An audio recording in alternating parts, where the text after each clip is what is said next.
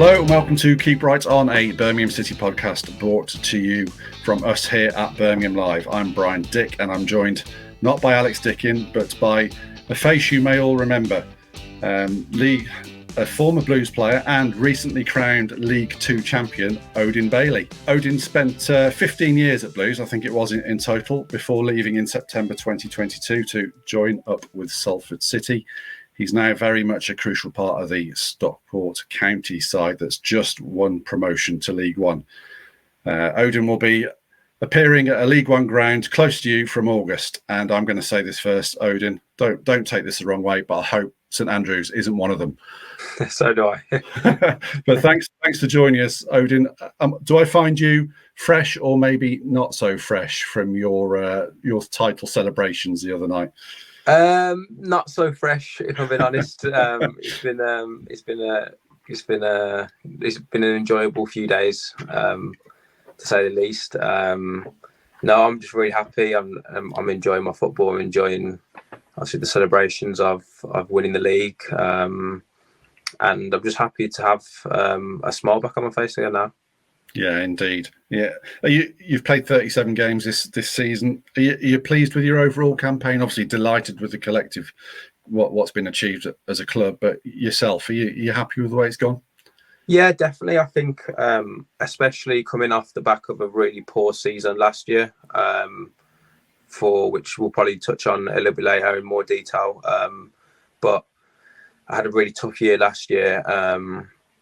And I learned a lot about myself, both on and off the pitch. And I think for me to then come back this year with a new fan of motivation and determination and find my confidence and find the form that I've managed to hit this season, I think it's credit to myself and the people around me really to ultimately help me get into the position that I'm in now.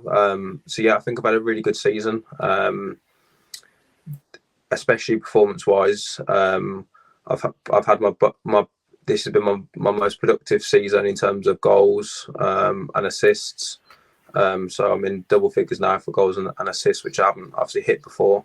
But I still know that I can obviously do a lot better than that, and there's still a lot of room to improve in terms of my output in goals and assists. But no, this was probably the first season where I've really felt like I'm becoming a not a complete player, but I found my feet. I found what my best position. I found a team that plays to my strengths, and yeah, it's worked out really well.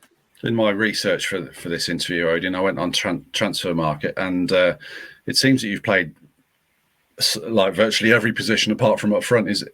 But majority in centre mid, is that right? Yeah. So I've been playing as almost like a high number 8, so like pretty much like a box-to-box midfielder really, and which is something it's a position that I've never really played before. I've always throughout at Birmingham City, I've always been a number 10 or a winger. The odd occasions I'll play up front, but playing deeper was never really it wasn't really something that I did, or it wasn't something that I kind of had confidence in doing. Whereas I come to Stockport and the manager, Dave Challenger, he from the day one, you could see that he had a lot of belief and confidence in me. And I think, I can't remember when it was, I can't remember who was playing now, but he played me in centre defensive midfield, which was a shock to me. But again, I've seen that as a massive compliment because he trusts my ability on the ball.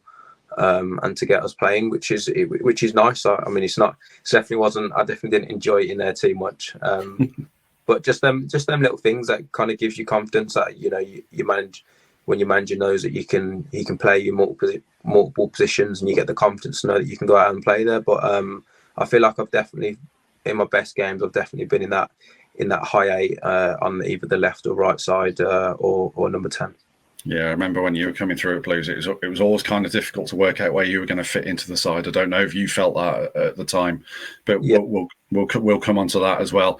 Dave Challenger has got a mad record I think he's been either promoted or in the playoffs of every season he's been a manager. How have you found him? Because he does from the outside looking in, he seems like one of those names that is sort of like a bit of a rising star in management or being a head coach. Yeah, 100%. He's a great manager. I can't speak highly enough of him for what he's done for my game, for what he's done for the team, for what he's done in his own personal career as a manager. And he hasn't been a manager for too long. I think it's incredible. He knows how to get the best out of players, and tactically he's probably the best manager I've worked under, which I think is a big statement. And that always helps when you've got a manager that tells you a certain way to play or might change it in the middle of the game. You have to be able to trust your manager and see the game plan out. And on numerous occasions this year, the game plan has been spot on.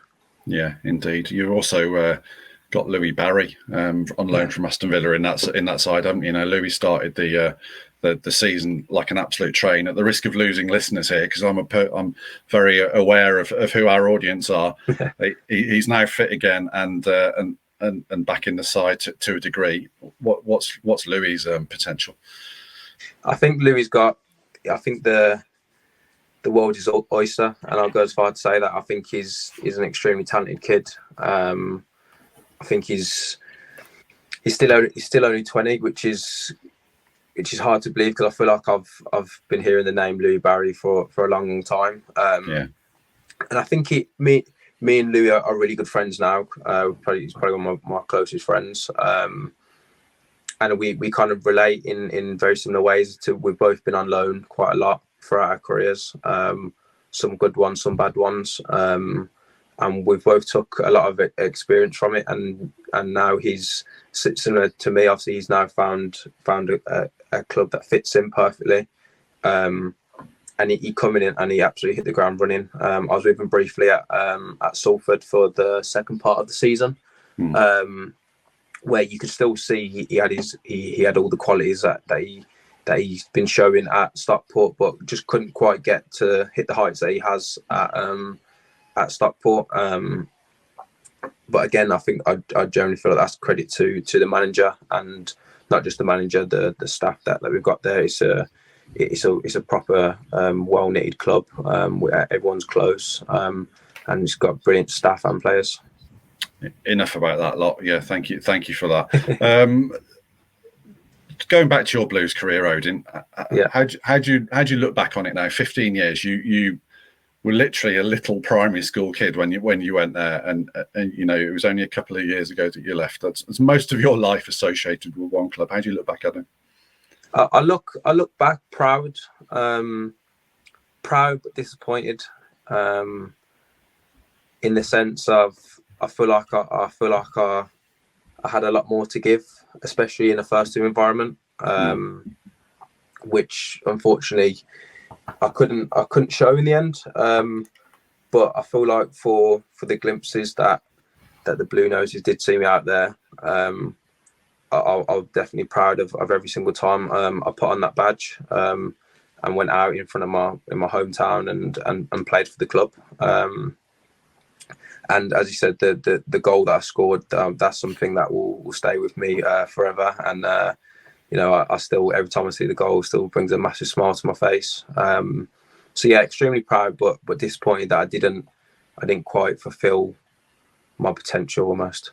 You seem to get quite close under Gary Monk. I remember he took you to Austria, didn't he, on the pre-season training camp? Yeah. I'm going to say 2018. Did you feel like the door was opening a little bit then? Yeah, if I'm being honest, so from that point onwards until I left, I always felt like I was there, and I always felt like I was one step away from getting in and kind of making a real impact. But for some reason, it just never happened. I still always believe that I'm capable of playing at that level.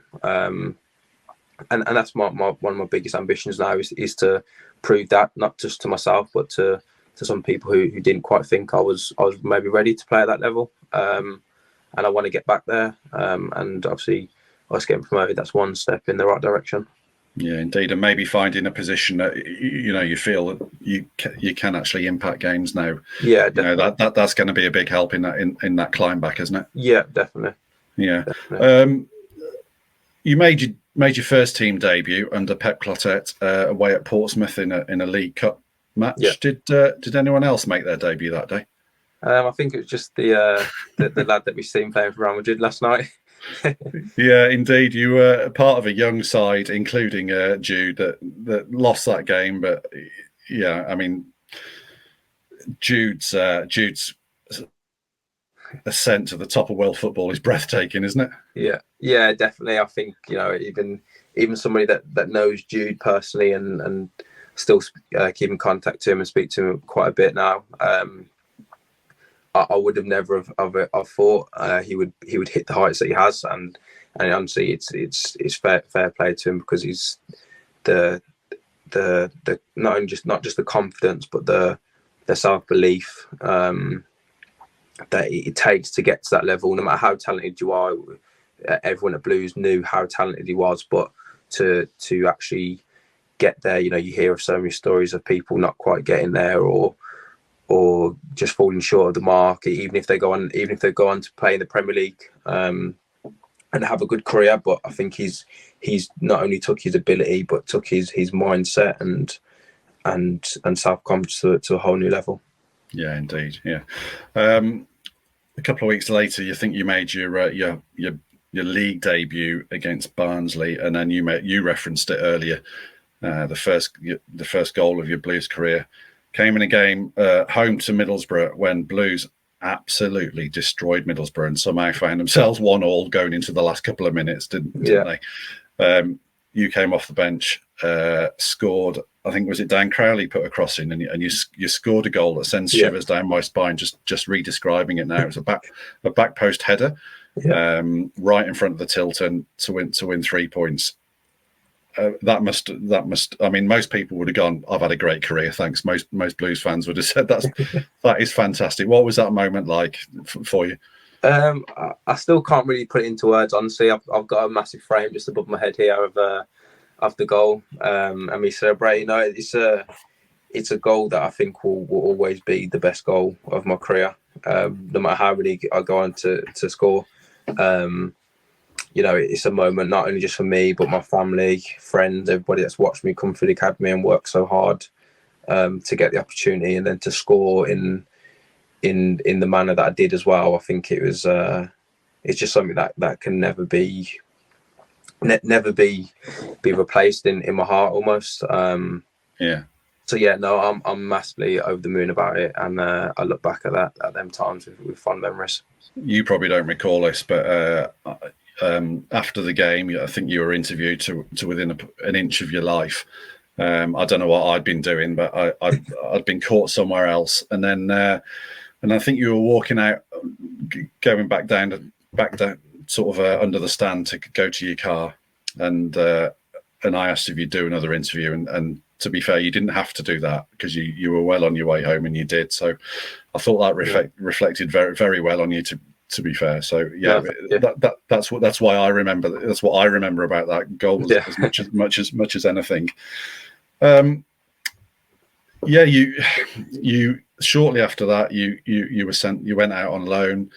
You had a couple of loans at Forest Green and Livingston. I remember the first Forest Green loan was quite a productive one, wasn't it? What were the big lessons, or the things you took away from that slightly itinerant period of your career where you were just trying to get football to show Blues that you were ready? I think so. As good as my first loan spell was at Forest Green, I think. Yeah, so I think so.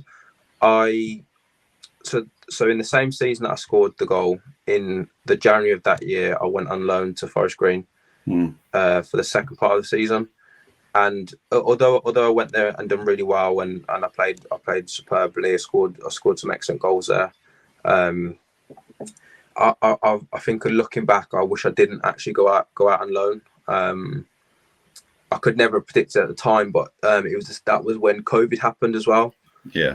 So the league stopped. So League Two stopped, and then I think when the Championship started back up, League Two didn't start back up. So I remember I was back at Birmingham, but I wasn't eligible to play in any of the games. And looking back now, although it was a good thing, I was very eager to get out, and I wanted to play football. I wanted to play men's football. I think looking back now, maybe that was the wrong decision. And it's easy to say that now, looking back. But yeah, I think if I could do any loan move again, I think I would have stayed around, because I had a very good first half of the year where I was coming off the bench quite a lot. Obviously, I scored my goal, and I just think if I stayed around for the full season, I feel like the Blues fans would have seen a lot more of me, and I would have been able to show a lot more of myself at St Andrews. Yeah, and the door slightly opened in the first team. Then I think there were some injuries just after COVID, and obviously, people, but you can't tell that. Exactly at the time. Again, you seem to have quite a decent pre-season when Aita Karanka came in, and you started. Yeah. You played a couple of games early in that season, didn't you? And if I'm being honest, that's the year that I was really excited, thinking, okay, this is the year. Yeah. I remember I probably had one of the best pre-seasons I've ever had to date. I think that was I was playing unbelievable in that pre-season, to the point where I was quite surprised myself with the heights that I was reaching in training and a few of the pre-season games and stuff. I feel like I was doing really, really, really, really well. And then I can't put my finger on now what it was, the reason, but in the end it ended up fizzling out, and I kind of ended up going back to 23s football after a really promising start. And I remember speaking to Karanka at the time, and he seemed very pleased with me, and he spoke to me at the start of the season and said that he feels like I could be a big part of the season to play this season, which I was very excited about. But again, it just never quite happened. I don't know why, but it never quite happened. And then I think I'll end up going back out on loan again. Yeah, it felt to me from the outside looking in as though, they wanted to bring Halilovic in, and they just seemed to be looking for the next player all the time. Definitely. To be honest, but so I'll fast forward to September 2022, and you leave Blues. Was that a wrench? Was it a difficult decision for you? It was very difficult, and I think that kind of the fact that it was so difficult, and I still went ahead with it. I think that kind of showed the kind of my mind frame of where I was. I felt like I was just kind of running into a brick wall towards the end. I felt like it doesn't really matter what I do, I was kind of never going to get an opportunity, which in fairness, again, it could be me just been a bit frustrated and wanting to just play first team football, feeling like I'm good enough but not getting the opportunities. So in the end, I just thought it would be the best decision for me and my career to go out and sign somewhere permanently, and kind of work my way back up and prove myself and people wrong, and prove that I am good enough for at that level. Yeah, you went to Salford, and as you've said already, that maybe wasn't the most enjoyable season. Talk us through last season at Salford. Yeah, so last season it was a nightmare season, if I'm being honest. On and off the pitch, I just had my little one, which isn't a nightmare, which is one of the best things that have happened to me. But everyone knows the kind of the pressures that come with having a child, and your responsibility changes. Your life kind of flips upside down, really. And not long after having the little one, I started coming out of the team. Manager saying I'm not training well, and which was excuses, and for whatever reason the managers took a dislike to me at the time, which happens in football. No resent there. It's just something that happens in football. I had a lot of people obviously will know about this as well. Cody Fisher, who who obviously got stabbed in Birmingham. I was obviously very close with him. So I said a lot of things on and off the pitch, some family issues as well, which ultimately left me in a state of kind of almost like depression, really. Probably looking back on it, I'd say I probably was depressed. And I kind of fell out of love with football, if I'm being totally honest with you. Wasn't playing, I was just training every day, wasn't making match day squads. And I was just kind of getting just the old chestnut that managers say to you if you're not their sort of player. They were just saying that I wasn't training well enough. My attitude was poor, which was never true. I always gave 100%, and I think everyone at Birmingham will know that about me. And yeah, it ended up being a really bad move in the end.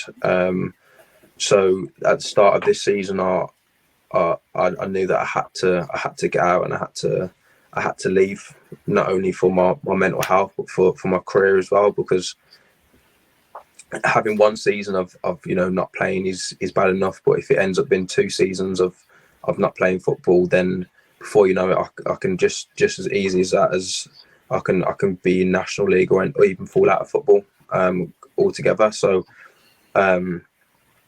it was definitely the right decision for me to leave, and thankfully Stockport seen something in me, and the manager spoke to me and he said that he seen the clips of me at Forest Green, at Birmingham, at Livingston, and seen that there was a player with a lot of potential there, and for just whatever reason it wasn't I wasn't being able to show that at Salford.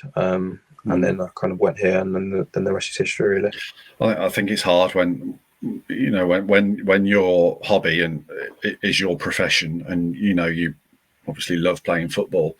Yeah. When that isn't going the way you want it to, and there's so much of your self-identity wrapped up in I'm a professional footballer, that must be profoundly unsettling. Just in your sense of self. Yeah, definitely. I think especially being in Manchester away from family, with a newborn baby as well.